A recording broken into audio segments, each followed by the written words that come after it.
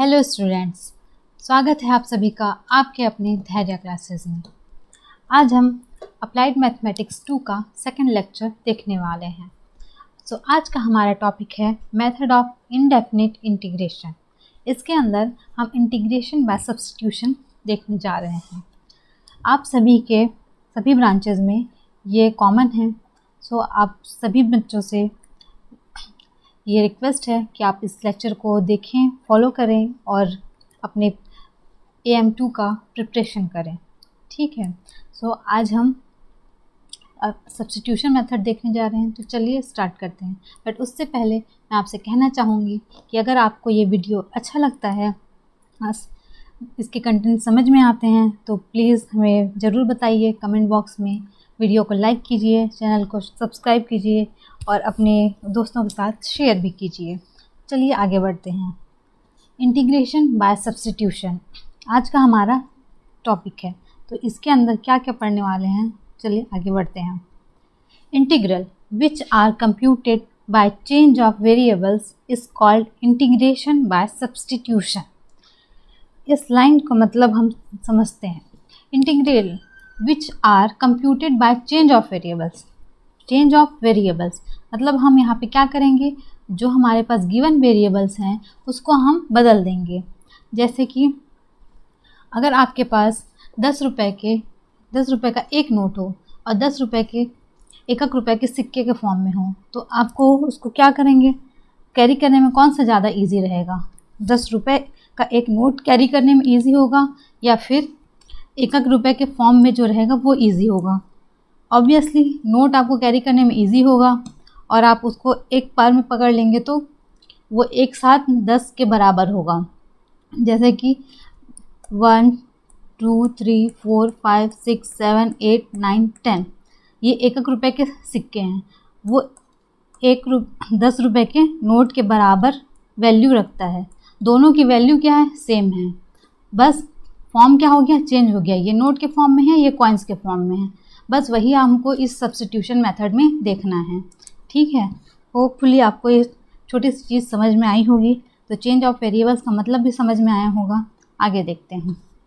In this we have to change the basic variable of an integrant like x to another variable like u।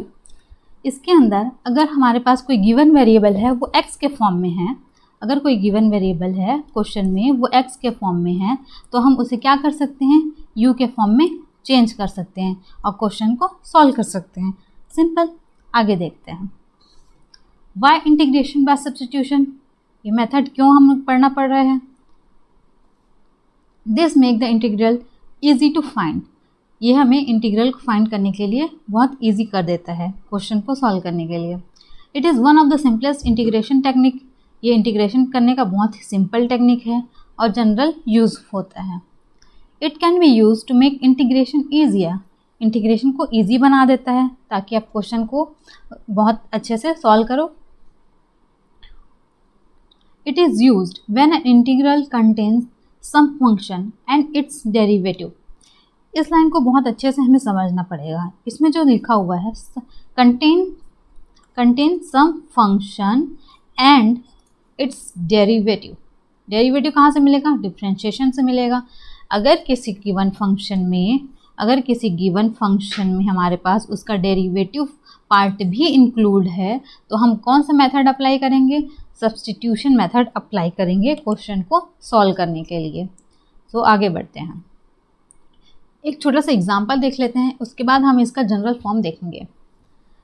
हमारे पास एक question available है। यहाँ पे दिया हुआ है इंटीग्रेशन cos x + 1 dx। यहाँ पे हमारे पास छोटा सा क्वेश्चन दिया हुआ है cos x + 1 dx। किसका क्या करना है, हमको इंटीग्रेशन फाइंड आउट करना है। आगे देखते हैं इसका सॉल्यूशन में क्या है। We know integration of cos x dx is equal to sin x + c। हम जानते हैं कि cos x का जो इंटीग्रेशन होता है वो क्या होता है, sin x होता है और कांस्टेंट के साथ होता है। क्योंकि इंटीग्रेशन है इसलिए कांस्टेंट है। ठीक है। लेकिन क्यों, ये तो हमें जनरल इक्वेशन है। cos x का इंटीग्रेशन होता है sin x। एक छोटा सा फॉर्मूला है, आपको हमेशा याद रखना है। और भी छोटे छोटे फॉर्मूले हैं जो आपको जनरल फॉर्मूले उसको याद रखना है, रिमाइंड करना है, रेगुलर यूज़ होने वाले हैं वो। आगे इस सॉल्यूशन में देखते हैं हम। But we have x+1 instead of just x। हमारे पास यहाँ पे क्वेश्चन में क्या दिया हुआ है, x+1 दिया हुआ है। हमारे पास क्या दिया है, क्वेश्चन में हमारे x+1 दिया हुआ है, लेकिन यहाँ पे हमने क्या पढ़ा था, सिर्फ x पढ़ा था। अब हम x+1 को कैसे सॉल्व करें?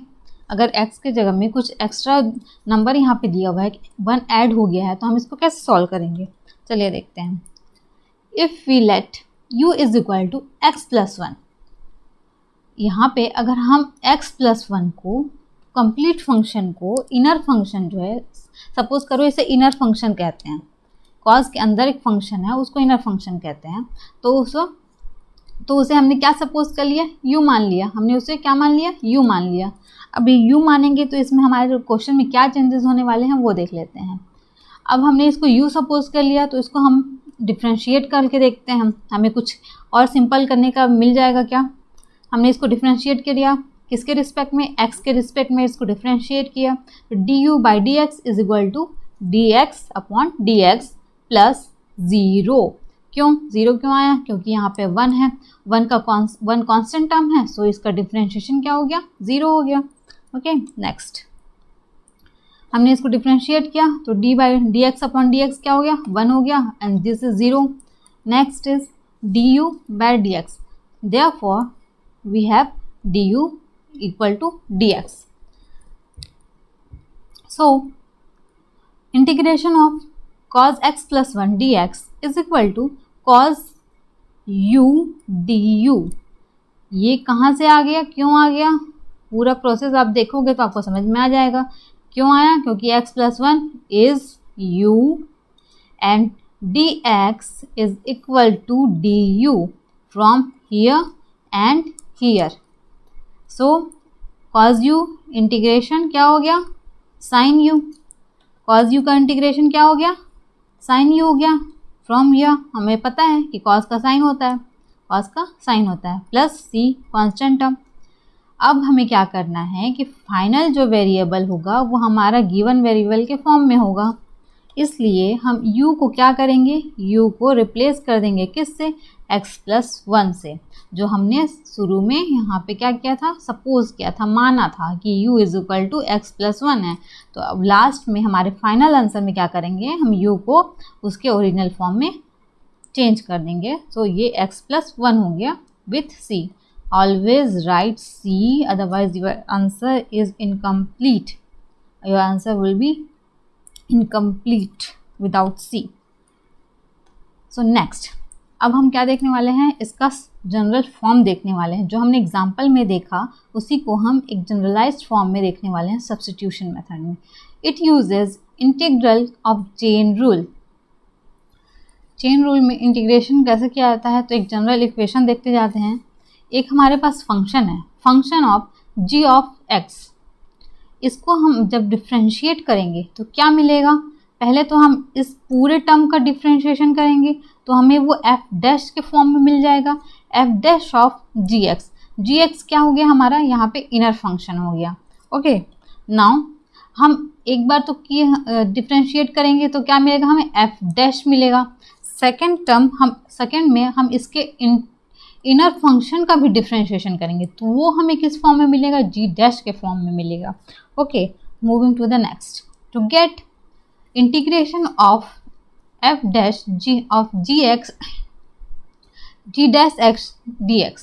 अगर हम इस गिवन फंक्शन का इंटीग्रेशन निकालें तो हमें ओरिजिनल जो फंक्शन था, गिवन फंक्शन था, वो मिलना चाहिए, जो कि यहाँ है। हमारा आंसर आप देख सकते हो कि यहाँ f of g of x लिखा हुआ है और वही हमारे गिवन फंक्शन में भी था। जब हम किसी फंक्शन का इंटीग्रेशन करेंगे, जब हम किसी फंक्शन को डिफ्रेंशिएट करेंगे और उसे डिफ्रेंशिएट करने के बाद उसका फिर से इंटीग्रेशन करेंगे तो हमें ओरिजिनल फंक्शन ही मिलेगा, ठीक है, क्योंकि इंटीग्रेशन और डिफ्रेंशिएशन ऑपोजिट होते हैं, जस्ट अ वाइस वर्सा। अब यहाँ पे क्या है, आगे देखते जाते हैं। हमें क्या करना है, इसको इंटीग्रेट करने के बाद ये आंसर लाना है। आंसर ये आएगा, लेकिन कैसे आएगा वो प्रोसेस हम आगे देखते हैं। To most common notation uses, that is u, हमारे पास यहाँ जो गिवन फंक्शन था उसका इनर फंक्शन क्या है, जी एक्स है। हमारे पास गिवन फंक्शन क्या है, जी एक्स है, जो इसका फंक्शन के अंदर का फंक्शन। सो हमने इसको क्या कर लिया, सपोज कर लिया यू। हमने इसको क्या कर लिया, सपोज यू कर लिया। नाउ मूविंग टू नेक्स्ट, हम इसका क्या करेंगे, फिर से डिफ्रेंशिएशन करेंगे।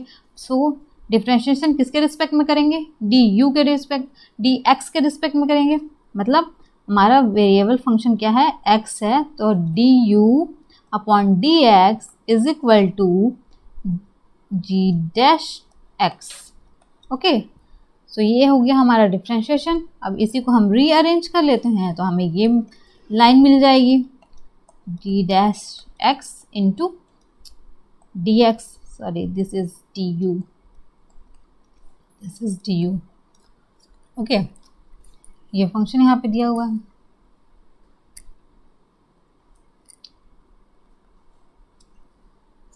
आपको समझ में आ गया होगा कि इक्वेशन कहाँ से आ गया। ओके, अब आगे बढ़ते हैं। सो ये जो इंटीग्रेशन का फॉर्म था, इंटीग्रेशन का क्वेश्चन हमें यहाँ पे मिला हुआ था, वही फिर से यहाँ पे दिया हुआ है। अब इसमें क्या करेंगे, हम u को रिप्लेस करेंगे। क्या करेंगे, u को रिप्लेस करेंगे। कैसे रिप्लेस करेंगे, यहाँ पे जो gx का टर्म है वहाँ पे क्या हो जाएगा, u हो जाएगा। क्यों, क्योंकि just we supposed.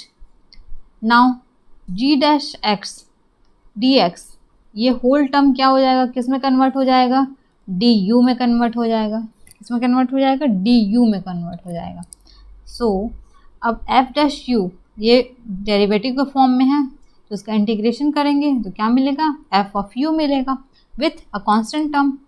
Now we have to change the function in original variable, so u is going to change in gx from where, from here. Okay, with a constant term, always necessary C.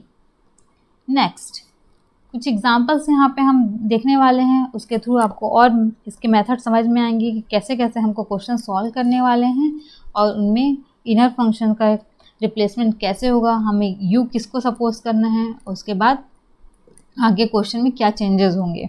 Okay, now we will start to solve this question. Here we have integration. हमारे पास एक question है, उसमें integration करने के लिए क्या दिया हुआ है, integration of e to the power x square 2x dx। हमारे पास इंटीग्रेशन करने के लिए ये दिया है और ये किस फॉर्म में है, एक्सपोनेंशियल फॉर्म में। e क्या है, एक्सपोनेंशियल टर्म होता है और एक्सपोनेंशियल टर्म का इंटीग्रेशन क्या होता है, सेम होता है। इंटीग्रेशन क्या होता है, सेम होता है, इतना आपको तो पता होना चाहिए। नाउ हम यहाँ पे क्या करते हैं, हम सपोज कर लेते हैं यहाँ पे हमें कुछ 2x dx दिखाई दे रहा है, इसको हम कुछ चेंज कर के du के फॉर्म में लाएंगे तो कहाँ से लाएंगे, कुछ दिख रहा है यहाँ पे, ये देख लो एक्स स्क्वायर जो है, एक्स स्क्वायर को अगर हम यूटिलाइज करना चाहें, अगर हम इसको u सपोज कर लें तो क्वेश्चन में क्या चेंजेस आएंगे, चलिए देखते हैं। u is equal to x square. अब हम इसे क्या करेंगे, डिफ्रेंशिएट कर लेंगे। हमने इसको क्या कर लिया, let u is equal to x square. So after differentiating du by dx with respect to x, we have to differentiate, so it would be 2x। क्या हो जाएगा differentiation, 2x। so du is equal to 2x dx। ये हो गया, du is equal to 2x dx, ये term हमें मिल गया। अब हम क्या करेंगे, इसको यूटिलाइज करेंगे, क्योंकि यहाँ पे हमें कुछ दिखाई दे रहा है 2x dx क्वेश्चन में ऑलरेडी है, तो हमें उससे क्या करेंगे, यहाँ पे रिप्लेसमेंट करने के लिए एक मेथड मिल गया, हमें कुछ कंटेंट मिल गया। ये सारे एलिमेंट हमारे क्वेश्चन में ऑलरेडी गिवन है, तो हम इसे यूटिलाइज करेंगे। Now solve this. I integration of e to the power x square 2x dx, इसे रीअरेंज करके इतना टर्म को हम क्या करेंगे, du से रिप्लेस कर देंगे and e to the power u कर देंगे। x किससे रिप्लेस, एक्स स्क्वायर किससे रिप्लेस हो गया, u से, and the whole term will be replace by du। So as we know integration of exponential function is same. So the integration would be e to the power u plus c. हमारा answer क्या हो जाएगा? e to the power u plus c. But हमें final answer किस form में चाहिए? Original variable के form में चाहिए. सो e to the power x square plus c. This would be our final answer. Okay, this is our final answer. तो आई hope आप लोग को क्लियर हो गया होगा, अच्छे से समझ में आया होगा. अगर कुछ भी डाउट होगा तो प्लीज़ कमेंट बॉक्स में कमेंट करके हमें बताएं, हम क्लियर करने की कोशिश करेंगे. So moving to the next question है हमारा, find integration of x square in bracket x cube plus 5 whole power 9 into d x. ये हमारा गिवन क्वेश्चन है. अब इसमें हम देखें तो क्या है हमारे पास. क्वेश्चन को छोटा सा रीअरेंजमेंट करके देखते हैं क्या. चलिए देखते हैं. पहले एक्स स्क्वायर को हम क्या करेंगे, पीछे ले आते हैं और इनर फंक्शन जो है उसको पहले लिख लेते हैं. X cube plus 5 whole power 9 into x square d x. यहाँ पे हमें रीअरेंजमेंट करने के बाद कुछ फंक्शन इस तरीके से दिख रहा है. अब इससे हम सब्स्टिट्यूशन करने की कोशिश करते हैं. सब्स्टिट्यूशन के लिए हम इनर फंक्शन का कौन सा पार्ट यूज़ करेंगे? ये part. This part would be taken as u. u is equal to x cube plus 5. हम इसे इस तरीके से u सपोज कर लेते हैं. अब सेकेंड टर्म में हमें क्या करना है, इसको क्या करेंगे, इसे हमने सपोज कर लिया. अभी हम इसे डिफ्रेंशिएट करेंगे. सो किसके रिस्पेक्ट में? x के रिस्पेक्ट में. du by d x is equal to 3x square plus 0, just because 5 is a constant term and differentiation of a constant term is always 0. So in the next line you have to write du by dx is equal to 3x square. Now du is equal to 3x square into dx. ये हमें term मिल गया जिसको हम अपने question में utilise करने वाले हैं. 3x square into d x. लेकिन अब हमारे पास कुछ रिलेट करें तो क्वेश्चन में क्या है, एक्स स्क्वायर है और डी एक्स है. क्वेश्चन में हमारे पास क्या है, only x square d x है. बट यहाँ पे क्या है, एक एक्स्ट्रा टर्म दिख रहा है आपको 3. लेकिन हमारे पास क्वेश्चन में अवेलेबल है नहीं 3, तो 3 कैसे ऐड करेंगे. एज वी नो कि यहाँ पे अगर कुछ अब रिटर्न नहीं है, कोई कांस्टेंट टर्म या कोई न्यूमेरिक टर्म नहीं है, तो हम यहाँ पे क्या सपोज करते हैं, सिंपली 1. हम यहाँ पे क्या सपोज करेंगे, सिंपली 1 सपोज करेंगे. और 1 है तो हम 1 को किस फॉर्म में लिख सकते हैं, suppose 1 is equal to 1/3 into 3, ऐसा लिख सकते हैं. तो 3 और 3 कैंसल आउट हो गए, क्या होगा, 1 ही तो होगा. That is why we are applying here 1 into 3, 1/3 into 3 in the place of just writing 1. This will help us to solve the question very easily. ये हमें हमारे क्वेश्चन को सॉल्व करने के लिए बहुत ही इजी बना देगा. कैसे, चलिए देखते हैं. X cube plus 5 whole power 9 into 1/3 into 3x square d x. अब देखिए यहाँ पे क्या आ गया, 3x स्क्वायर डी एक्स आ गया. और हमारे पास du से रिलेटेड सारे एलिमेंट्स अब दिखाई दे रहे हैं क्वेश्चन में.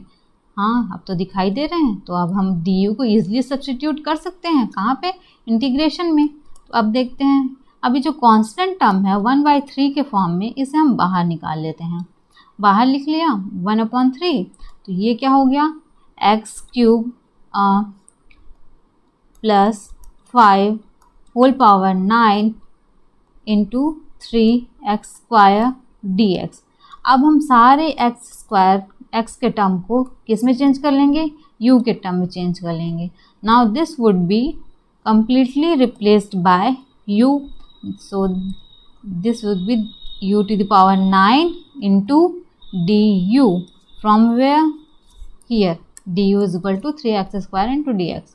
Now 1 upon 3 into u to the power 10 upon 10 plus c. ये कहाँ से आया? इंटीग्रेशन के फॉर्मूला से आया, क्योंकि x to the power 1 upon n plus 1 x to the power n plus 1 upon n plus 1. ये इंटीग्रेशन का फॉर्म होता है. ऐसा इंटीग्रेट किया जाता है किसी फंक्शन को, अगर एक्सपोनेंट के फॉर्म में हो या पावर के फॉर्म में हो. सॉरी, एक्सपोनेंट के फॉर्म में नहीं, अगर x के फंक्शन में पावर हो तो उसे ऐसा ही सॉल्व किया जाता है. आगे देखते हैं. 1 upon 3 u to the power 10 upon 3 into 10 30 plus c. अब ये क्या हो जाएगा? अब u को हम क्या करेंगे? रिप्लेस कर देंगे. किससे? इस ओरिजिनल फंक्शन से, which one is x cube plus 5 upon 30 plus c constant. This is our final answer. So here is our second example completed and this is our final answer. I hope आप लोग को बहुत अच्छे से clear हो गया होगा कि हमें कैसे सब्स्टिट्यूशन चूज़ करना है, क्वेश्चन को कैसे रीअरेंज करना है और सॉल्व करने के लिए कौन कौन से अप्रोचेस लगाने हैं. We are moving to the next example. Third one is here. Find integration of x upon x square plus 1 dx. ये इंटीग्रेशन हमें दिया गया है. अब हमें इसको कैसे चेंज करना है, तो पहले हम क्वेश्चन को थोड़ा सा रीअरेंज करने की कोशिश करते हैं. चलिए देखते हैं. इंटीग्रेशन के लिए integration of x into x square plus 1 to the power -1 लिख सकते हैं इसको. क्यों? क्योंकि ये अपॉन के फॉर्म में है, तो अपॉन को जब हम ऊपर ले जाएंगे तो क्या हो जाएगा? वो -1 हो जाएगा उसके पावर में. ये अब हम इसको रीअरेंज करेंगे. रीअरेंज करने के बाद क्या हो जाएगा? ये x square plus 1 power -1 into x d x. ये कुछ देखने को मिल रहा है. अब हम u लेते हैं. u क्यों लेंगे? हमें सब्स्टिट्यूशन लेना है. सब्स्टिट्यूशन के लिए हम चूज़ क्या कर रहे हैं? यहाँ पे हम सपोज कर रहे हैं u is equal to x square plus 1. हम क्या कर रहे हैं? u सपोज कर रहे हैं. किसको? एक्स स्क्वायर प्लस 1 को u ले रहे हैं.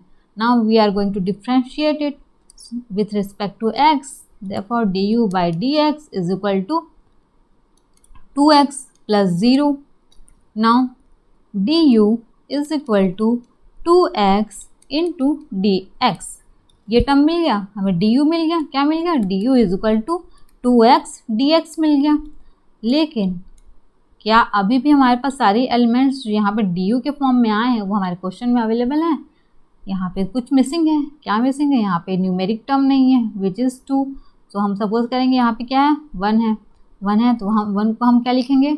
1 is equal to 1 upon 2 into 2 लिखा जा सकता है. तो वही हम लिखने वाले हैं. एक्स स्क्वायर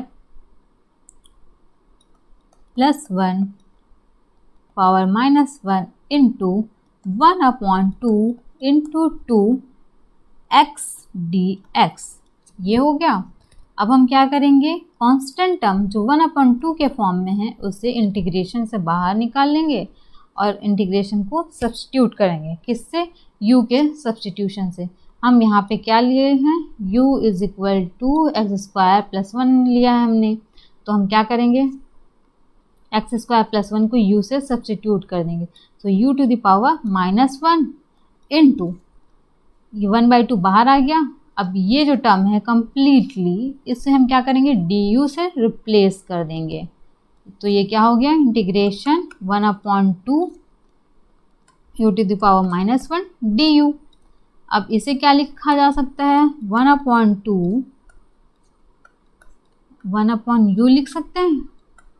इसे हम रिवर्स कर सकते हैं फिर से, क्योंकि पावर -1 है तो ये जनरल इक्वेशन होता है. इसे हम इस फॉर्म में लिख सकते हैं. अब क्या करेंगे? हम इसका इंटीग्रेशन करेंगे तो क्या मिल जाएगा हमें? 1/2 log u मिल जाएगा, क्योंकि 1/u का इंटीग्रेशन क्या होता है? log u होता है. सो यहाँ पे क्या होगा हमारे साथ, c भी होगा। और log u को हम क्या करेंगे, अब ओरिजिनल फॉर्म में चेंज करेंगे, ओरिजिनल सब वेरिएबल को सब्स्टिट्यूट में लगा देंगे। लगाने के बाद क्या मिल जाएगा हमें, x square plus 1/2 log x square plus 1 with c। This is our final answer. Now this is complete. अगर कोई भी डाउट हो तो प्लीज़ बताइएगा, हम इसे सॉल्व करेंगे। Moving to the next question is integration of log x upon x dx। अब हम इस क्वेश्चन को कैसे देखेंगे, नाउ आई इंटीग्रेशन, इसको हम कुछ रीअरेंज कर लेते हैं। log x into 1/x dx ले लेते हैं।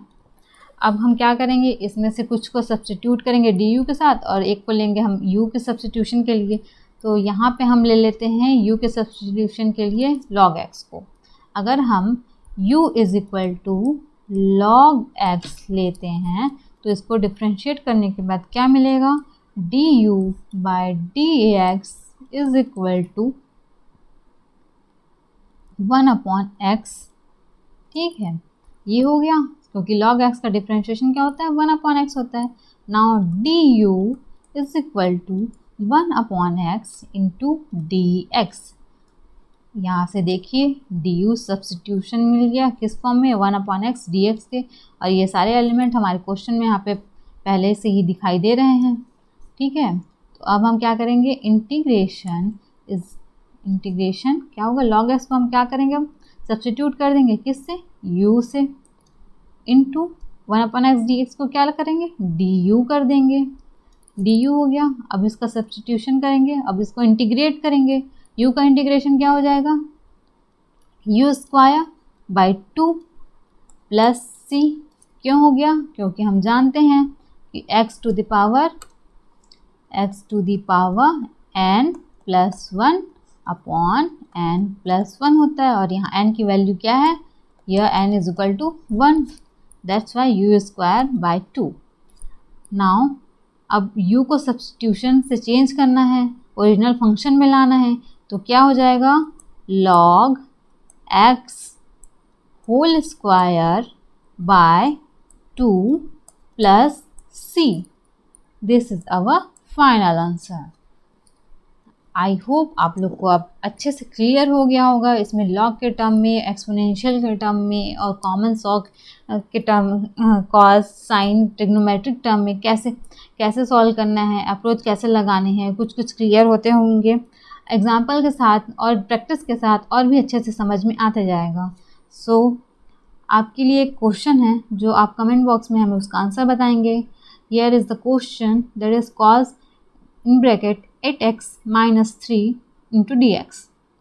ये आपके लिए क्वेश्चन है, इसको सॉल्व करिएगा। अगर कुछ दिक्कत हो तो हम बताएंगे नेक्स्ट क्लास में, और रिस्पांस आप प्लीज़ कमेंट बॉक्स में ज़रूर बताइएगा कैसा लगा video. So waiting for the next lecture. आज के लिए इतना ही, आगे होप सो और अच्छे से हम पढ़ाएंगे। आप बताएं कि आपको वीडियो कैसा लगा। अच्छा लगे तो प्लीज़ लाइक करें, चैनल को शेयर करें, सब्सक्राइब करें। Thank you very much. Happy learning. Stay focused and connected via our YouTube channel Dhairya Classes. Subscribe this channel for more updates. Happy learning.